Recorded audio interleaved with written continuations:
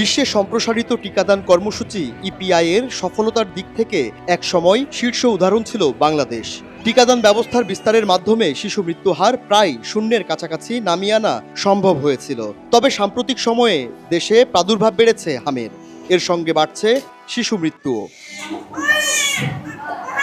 বিশেষজ্ঞরা বলছেন, অন্তর্বর্তীকালীন সরকার ইপিআই কার্যক্রমকে প্রকল্প ভিত্তিক কাঠামোয় নিতে গিয়ে বিদ্যমান কর্মসূচির ধারাবাহিকতায় বড় ধরনের বিঘ্ন ঘটায়। এর ফলে লক্ষ লক্ষ শিশু নিয়মিত টিকা থেকে বঞ্চিত হয়। জুলাই অভ্যুত্থানের পরে যারা ক্ষমতায় এলো তখন একটি দুঃখজনক ঘটনা ঘটল।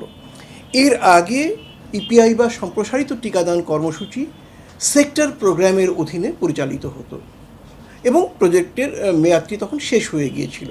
এটিকে দুটো কাজ করা যেত, এটাকে নবায়ন করা যেত অথবা আরেকটি প্রোগ্রামে হস্তান্তর করা যেত।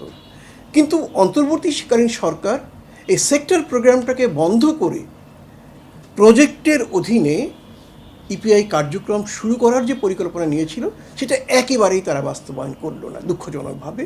ফলে নূতনভাবে জন্মগ্রহণ করা শত শত শিশু টিকার থেকে বঞ্চিত হলো।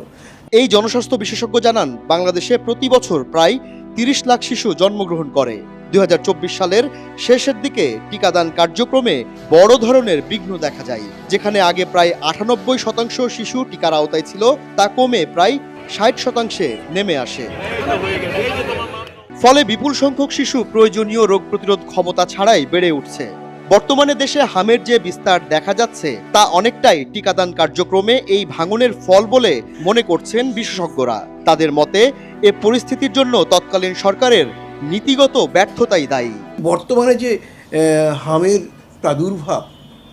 অনেক প্রাদুর্ভাব হয়েছে প্রায় মহামারী পর্যায়ের, সেটি কিন্তু ওই গাফলতির জন্য।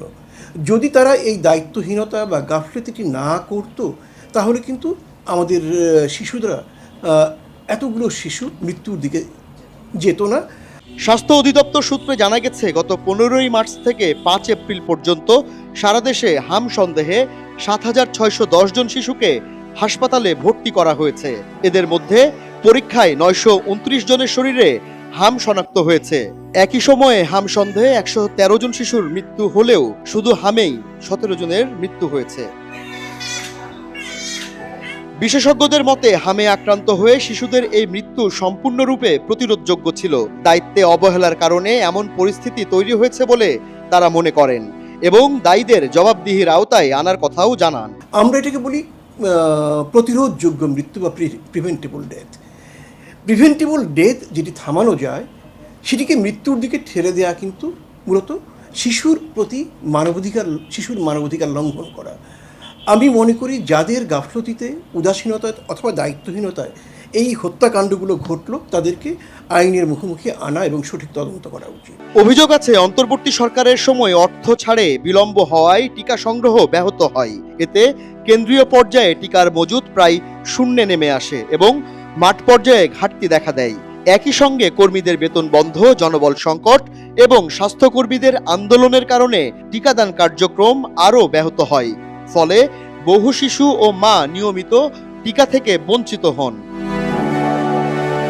টিকাদান কার্যক্রমে অনিয়ম ও ইপিআই কর্মসূচি বন্ধের দায় নিয়ে কথা বলতে অন্তর্বর্তী সরকারের স্বাস্থ্য ও পরিবার কল্যাণ মন্ত্রণালয়ের ডাক্তার মোহাম্মদ সাইদুর রহমানের সঙ্গে যোগাযোগের চেষ্টা করা হয়, তবে একাধিকবার ফোন করা হলেও তিনি সাড়া দেননি।